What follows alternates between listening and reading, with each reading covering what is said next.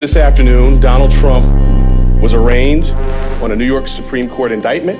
I thought it was a scam, so I ignored it for months. China has launched an inspection of ships in the Taiwan Strait that includes moves to board vessels. A top delegation of American officials arriving in Taiwan. Are we going to throw sticks at the Russians instead?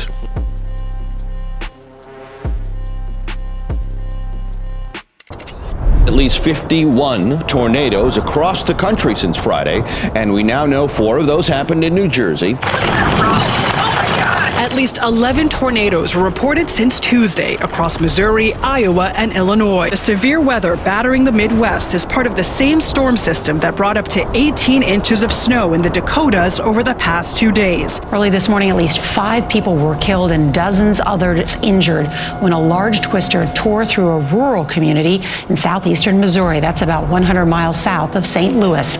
Betrayed, the true story of Roy McGrath is a self-published book that's adding a new twist to the saga of the former state worker who is now considered a fugitive. The book's author accuses former Governor Larry Hogan of orchestrating McGrath's prosecution to avoid political blowback of his own hiring decision. The book claims Hogan used a cryptic messaging app called Wicker to contact McGrath after the severance became an issue. The book says Hogan writes, "I know you did nothing wrong. I know this is unfair. I will stand with you." Prosecutors say the memo was faked, which also led to additional charges. According to a source with knowledge of the investigation and search, the FBI tracked McGrath through his use, in their words, a number of cell phones. The FBI also discovered McGrath purchased a used Cadillac Escalade. Federal agents confronted McGrath after spotting that vehicle. It is not known what led up to the gunfire, whether McGrath shot himself or was wounded by federal agents. I mean, you mentioned it right there. CDC employees who were in kind of studying the health effects, not even right at the site. They were actually studying the health effects by going, door to door, essentially talking to residents. A number of members on their team got sick, and lo and behold, they leave town and they start to feel better. A lot of residents that I've been talking with are they're not happy that these folks are getting sick, but they're happy that their concerns are being seen now, not by just by the residents speaking out, because unfortunately, again, these are things that are hard to prove with a video camera, with a photo. These are things that can only be experienced by the folks, unfortunately, going through exactly what is going on here. So, residents they're not happy that these folks are getting sick, obviously, but if the CDC members are getting sick, why are these people being told that it is still okay to be in town? On the controlled burn, initially, obviously the derailment happens on a Friday night. The controlled burn began on Monday. The initial plan was to vent and burn one car of vinyl chloride. That was the message that had gotten out there. The EPA said that they had provided guidance on how to do this, but that ultimately the vent and burn decision was not their decision.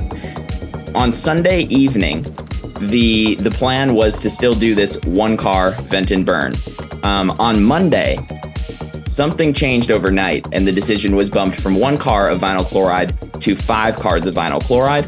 On Sunday, according to Mark Durno, the EPA representative at this event, on that Sunday, modeling had been provided by the EPA for what would happen with a 1-car vent and burn.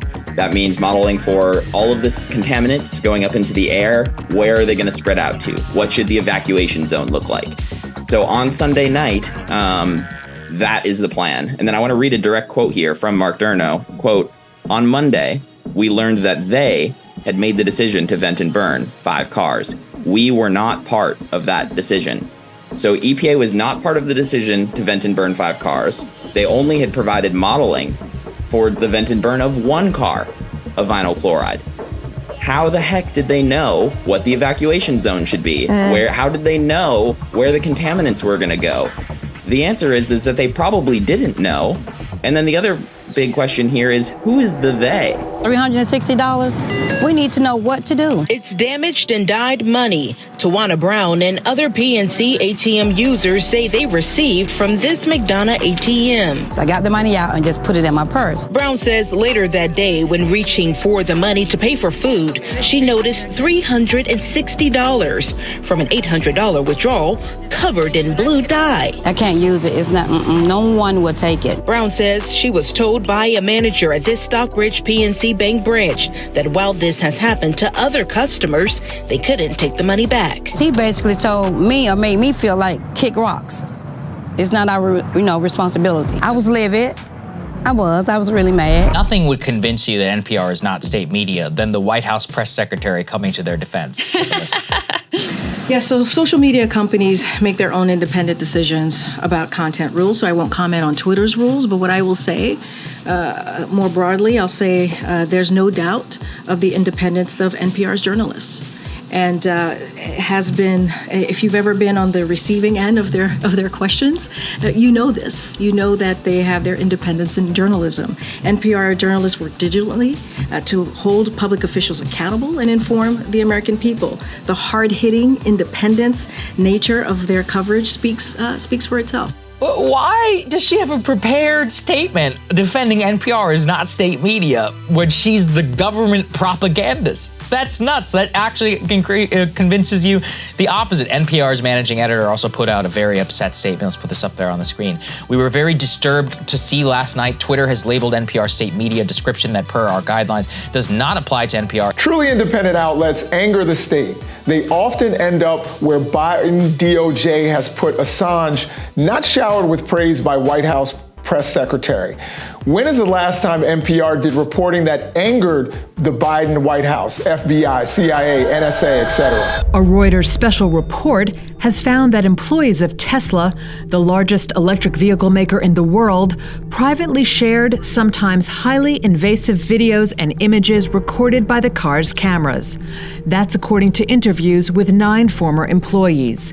Tesla assures its millions of customers that their privacy is enormously important, noting on its website that the built-in cameras that assist with driving are designed to, quote, protect your privacy. But images shared over a private internal messaging system from 2019 to 2022 included sometimes embarrassing situations, such as a man approaching a vehicle naked, according to one former employee. That ex-employee added, quote, "I'm bothered by it because the people who buy the car, I don't think they know that their privacy is like not respected. We could see them doing laundry and really intimate things. We could see their kids." Case of Douglas Mackey. He's a pro-Trump Twitter user who in 2016 tweeted out a meme targeted at Hillary voters, telling them that they could avoid the line and vote by text. To most people, that sounds funny or lame, possibly a mix of both. But to Joe Biden's Department of Justice, they saw a crime. The very first week in office, they indicted Mackey on a charge of conspiracy to deprive individuals of their right to vote. Prosecutors alleged that some 4,500 people called the number on the meme and that Mackey distributed. They honed in on Mackey's private messages, where he and other pro-Trump Twitter personalities reveled in the reach of their accounts, hoping they could trick, quote, dopey liberals not to vote. Now, is Mackey a good person? Probably not. But that's not enough to put somebody on trial. Ultimately, this trial was about whether satire online should be legal, even satire that is malicious, mean, and targeted, whether that should be illegal or not. Here is the meme. And to be clear, Mackey did not even make it. He only distributed it along with many others. Do you really believe any reasonable person would see this meme and otherwise not vote? The Biden Department of Justice certainly did. Apparently, so did a jury of Mackey's peers who convicted him in the Eastern District of New York on Thursday on conspiracy to deprive other American citizens of their right to vote. Already, the censorious establishment is doing backflips online over the victory of this case. Why? The government even put out a victorious press release about the verdict, put it as a warning to anyone else who may do so online.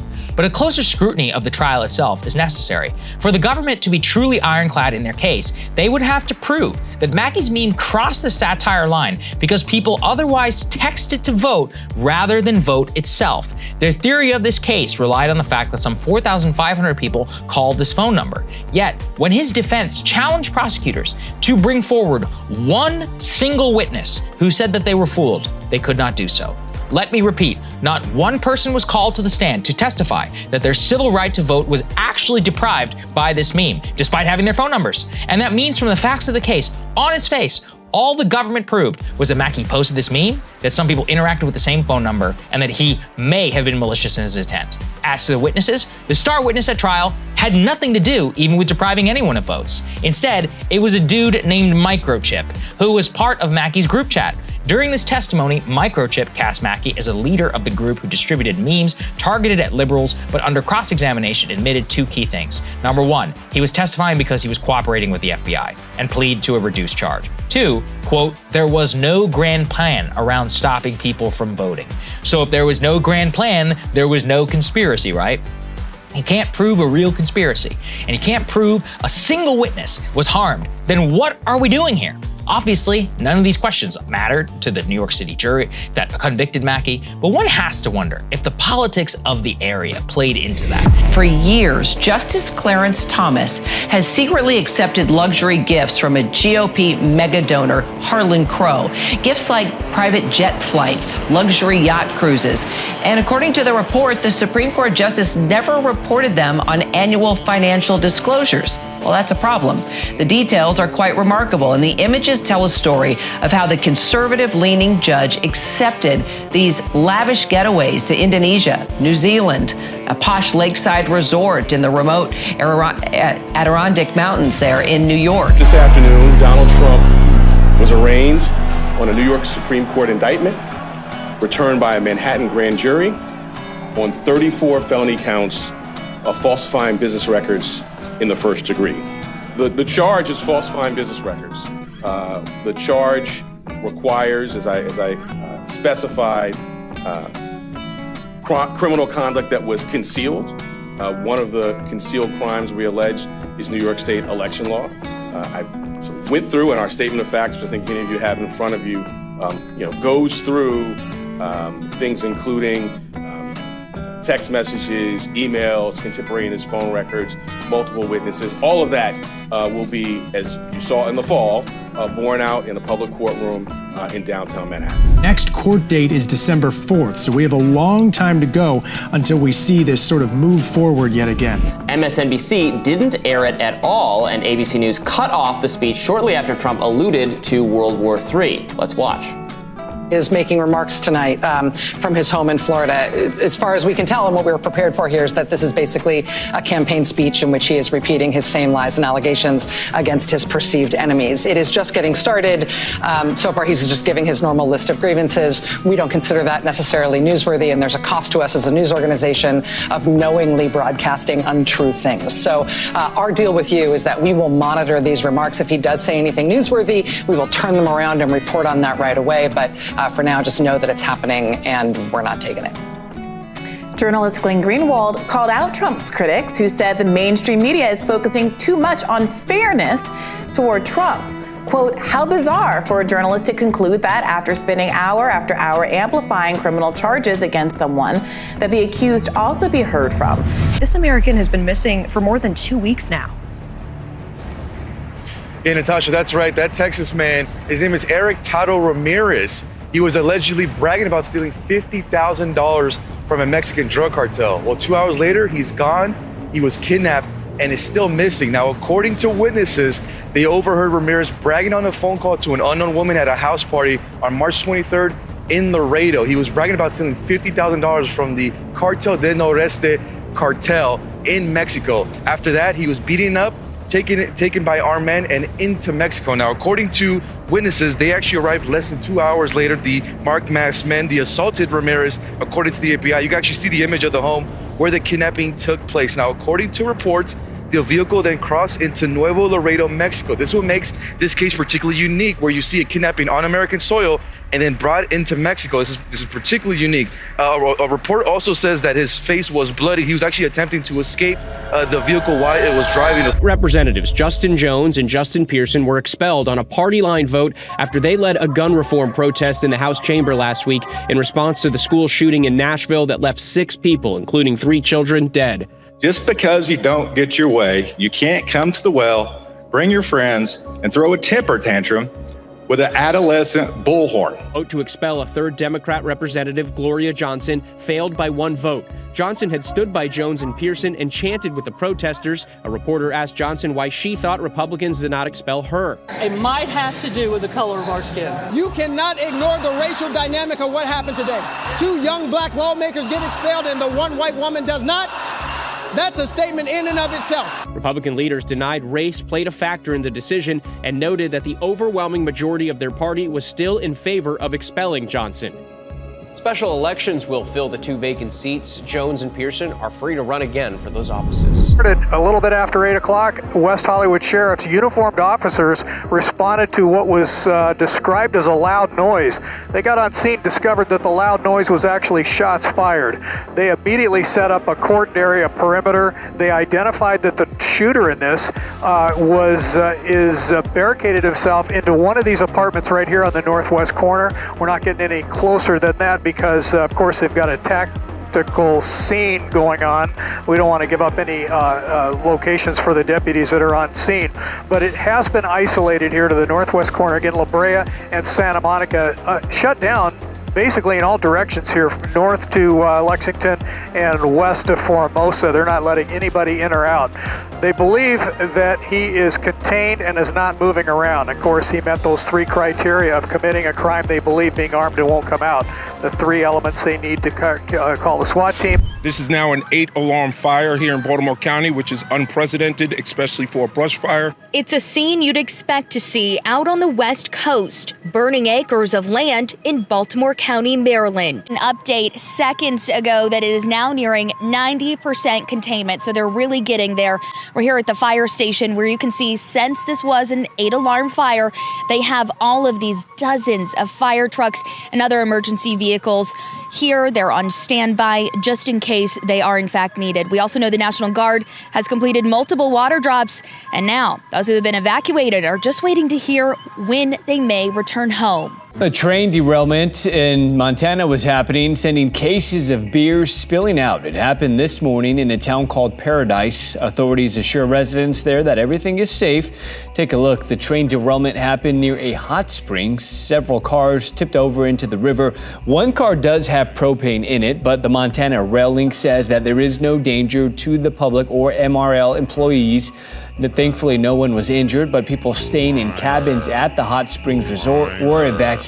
Delta Airlines, the Federal Aviation Administration, citing a severe lack of air traffic controllers could cause serious delays and cancellations. The agency predicting delays to skyrocket, up an estimated 45% in New York City alone. Our goal is to make sure that we're proactive and where we can be, to be as predictive as we can be to make sure that our demand matches up. Impacted airports include New York's JFK, LaGuardia and Newark, and DC's Reagan National. Last year, New York area airports saw around 41,000 flight delays. Police are investigating after 2 suspected thieves were electrocuted when they attempted to steal from a power substation. This happened early Monday morning on Atlanta Highway, right next to the Liquid Nation Brewery. We're just very saddened by the whole incident. It affected us emotionally. The 2 suspects have been identified as 45-year-old Shane Long and 44-year-old Christopher Wood, both from Gainesville. Investigators say they brought their own tools and equipment to dismantle metal parts when something went wrong. One of these individuals was located at least 1 to 2 stories up on top of this electrical substation. One of the other individuals' body was located in water below the electrical substation. Tech mogul Bob Lee, the Cash App founder, husband, and father of 2, stabbed to death this week not far from Google's headquarters. His murder highlighting a serious problem across San Francisco. Lee's murder is the 13th so far this year in San Francisco. That's up 30% from this time last year. Robbery and assaults are also up 14% and 2% respectively. But when examining the city as a whole, FBI statistics reveal San Francisco ranks 14th in the nation when it comes to violent crime. That's well behind major metros like Chicago, Indianapolis, and Houston. At least 4 children have died and others are injured following an attack on a preschool in Brazil. Authorities say a 25-year-old man armed with an axe allegedly carried out the attack at a private preschool in the southern Brazilian state of Santa Catarina. Reporters have been told the attacker gained access by scaling the walls and has now been arrested. The crash happened around 3:30 this morning. Around 50 to 60 people on board. The train company is now saying 30 of whom are seriously wounded. They set up a special hospital in Utrecht to take people there. It took about 3 hours to get everyone off the train. And actually a lot of people living around the track, they were the first to take in and help people who were wounded. We're also getting the first eyewitness accounts, people saying like it was like a film. The lights went out, people were in intense pain. They heard a scream, probably from the driver who was also injured. He has broken bones, but he is able to speak to investigators, so we're hoping to learn more details soon. Adrian Barbon, the regional president of Asturias, declared that the fire terrorists should face the full weight of the law. He claimed that organized crime groups took advantage of the unfavorable weather conditions to start these fires, although he made no mention of the potential motivations of the alleged arsonists. Penalties for arson can reach up to 20 years in prison, depending on the damage caused, as per the Spanish laws. The police had opened multiple investigations, but no arsonists have yet been identified. Now, according to authorities, dozens of fires have already been put out by the emergency services in Asturias and the neighboring region of Cantabria. But a combination of the scarce rainfall, high temperatures and winds has placed most of the northern Spain at high wildfire risk.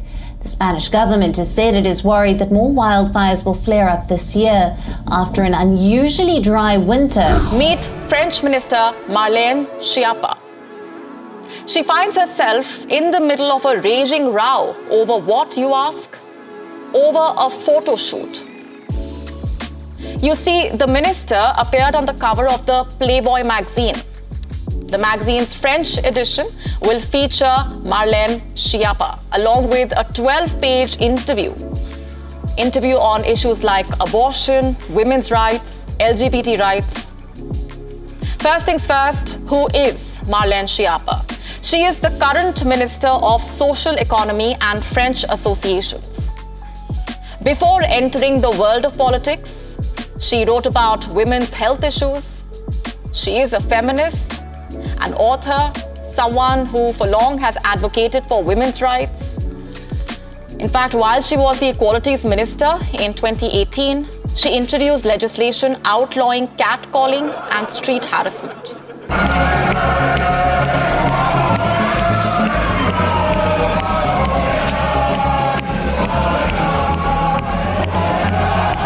The riot police here, and see what they try to do when they come together. They try not to charge toward the protesters. Well, actually now you can see police moving in to disperse the crowd. So you have police and riot gear on the outside trying to keep the calm, while other units of police move in to disperse the crowds. Of course, the key is to try to keep this safe, as peaceful as possible, using the warning. First, they verbally warn protesters to back off. If they don't listen, that takes it to the next level of tear gas to try and disperse and get the crowds to back off. We've seen them start fires. We have seen them throwing and hurling objects at police. You can see there one of the officers in riot gear got nailed with a paint gun. Finland has officially joined NATO, becoming its 31st member. Concerning security breach, classified war documents with secret US NATO plans to help the Ukrainian military were leaked on social media platforms this week. This according to a post by the New York Times. The documents were also circulated on pro-Russian government channels. The leak has left the Pentagon scrambling to assess the security breach.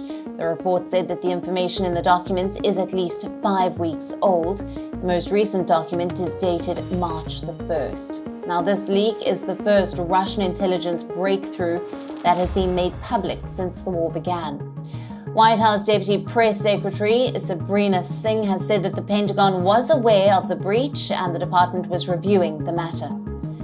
Now, here's a look at what the leaked documents contained. One document summarized the training schedules of 12 Ukraine combat brigades. It said that Ukraine needed 250 tanks and 350 mechanized vehicles. One on details of the expenditure rates for munitions under Ukraine military control, including the US-made HIMARS rocket systems. Another containing charts and details about weapons deliveries, battalion strengths, and other sensitive information. The HIMARS rocket system, which the leaked papers mention, has proved to be highly effective against the Russian forces. It can launch attacks against targets like ammunition dumps, infrastructure, and concentrated troops from a distance. The Pentagon has said that not how quickly the Ukrainian troops are using up the HIMARS munitions, but the leaked documents do. The reports also quoted military analysts who said that the leaked documents appear to be modified in parts. It's the highest profile killing of a supporter of Russia's war in Ukraine.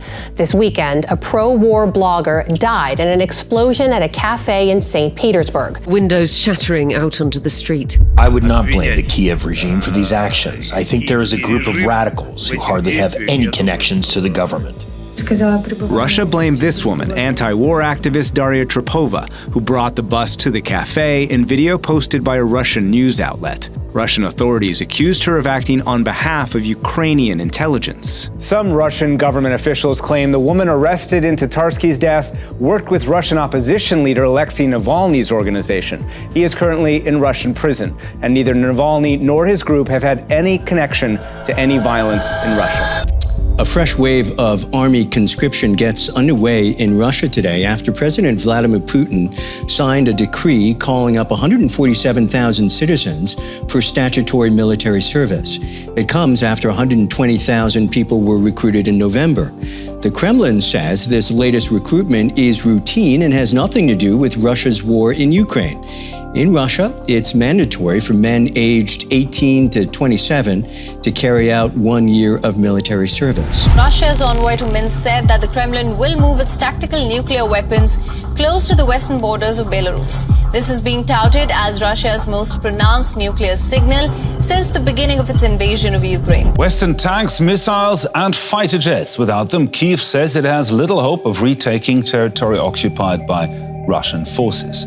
But even in defense, the Ukrainian army already faces a much more fundamental problem: finding ammunition to keep the weapons it already has firing.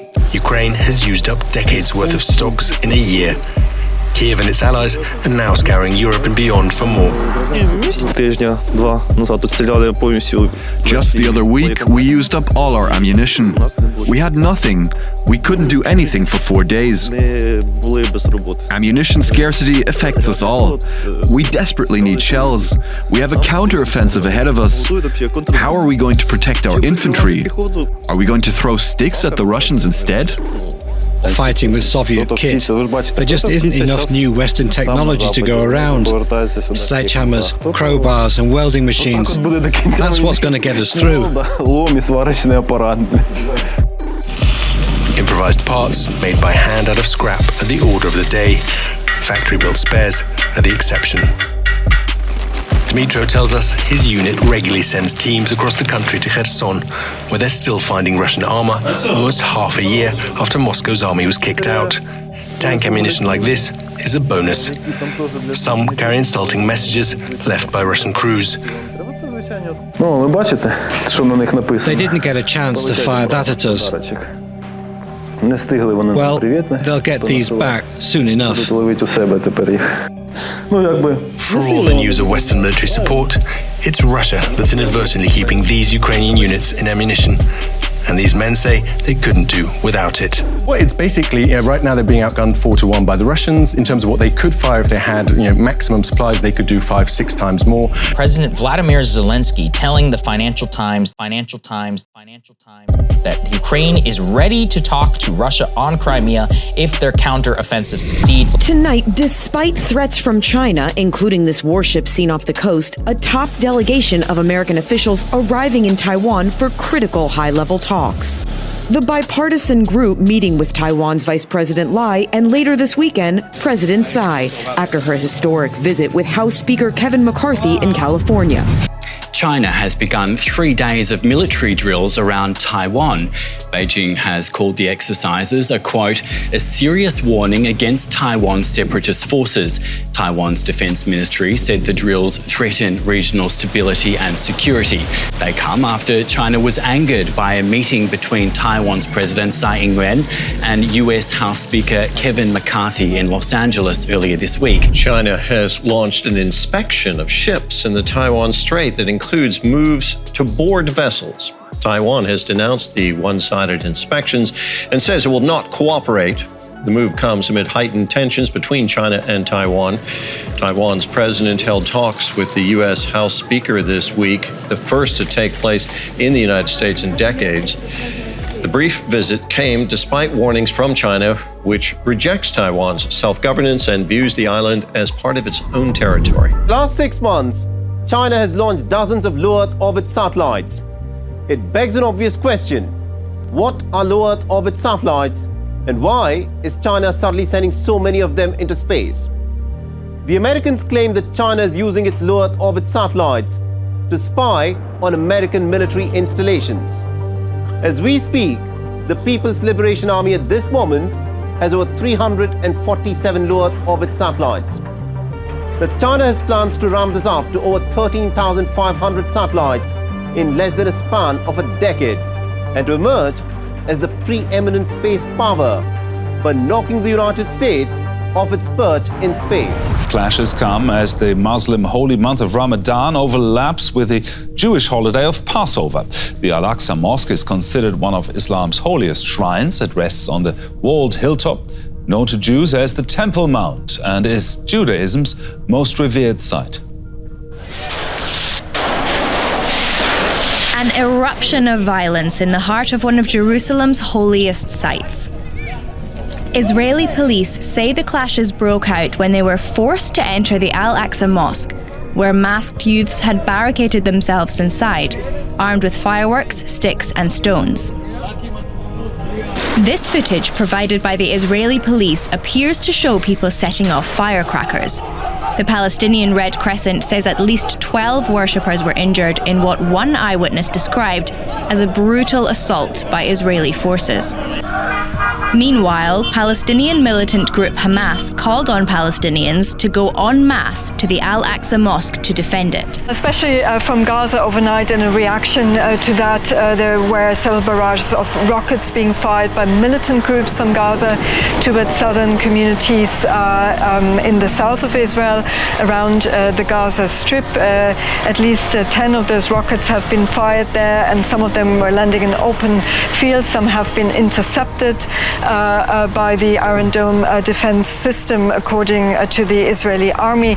Nothing unusual about a group of kids walking down an alley just before 9 this Saturday night in Northeast D.C. until they start to run. One of the girls is shot. We've purposely frozen the video. All the shells were right here in the street, so I can only imagine it was like a drive-by situation. The gunmen are seen on video behind the tree. 7 rounds fired by one. A second shooter fires as well.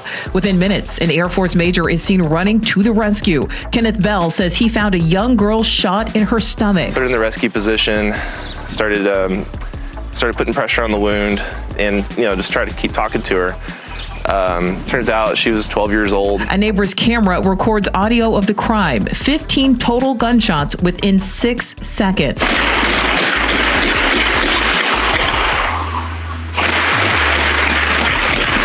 And minutes later, D.C. police reporting more gunfire. A third of a mile away, another boy, 13, shot in the leg. Police say he told them it was his girlfriend who was just shot.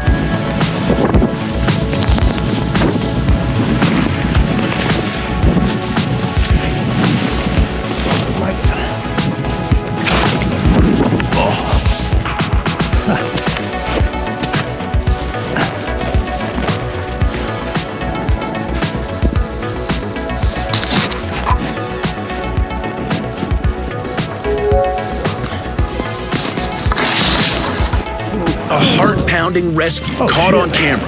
Hold on, I'm coming. You all right? A snowboarder buried upside down when a skier saw this. The board just above the powder, feet still attached, the rest of his body submerged several feet below the surface. You know you're going through something very emotional when you've never said a word to this person that's a stranger, and the first thing you do is embrace. I said, you saved life today, and you saved my life. And, for that, I'll be forever grateful. Nick Bostic is getting the Carnegie Medal, the highest honor for civilian heroism in the country, and it's inspiring Indiana. Bostic gained national attention back in 2022 when he saw this burning home, ran inside and rescued 5 kids. He was hospitalized after suffering severe smoke inhalation, minor burns, and cuts. Bostic told me that experience has changed him. 4-letter words are canceled. Number one, want a family atmosphere, and we want to have kids out here. We want to have, different age groups come out and just be able to enjoy the process and make it work. Number two, I think if you can discipline your tongue, you can discipline really any aspect of your body. Typical drive home from work turned into a day that Jose Pichardo will never forget. I ended up being stuck at work for like an extra hour. So if I would have left work on time, I would have totally missed that event.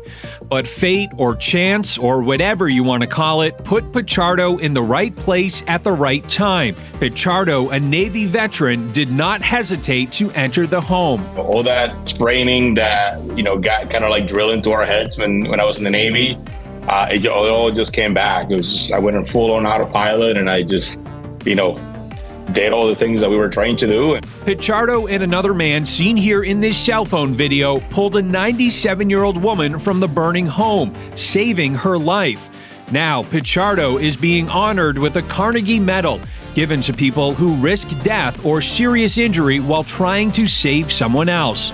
I'll be completely honest, and when they first called me and say, hey, we want to offer you this award, I thought it was a scam, so I ignored it for months.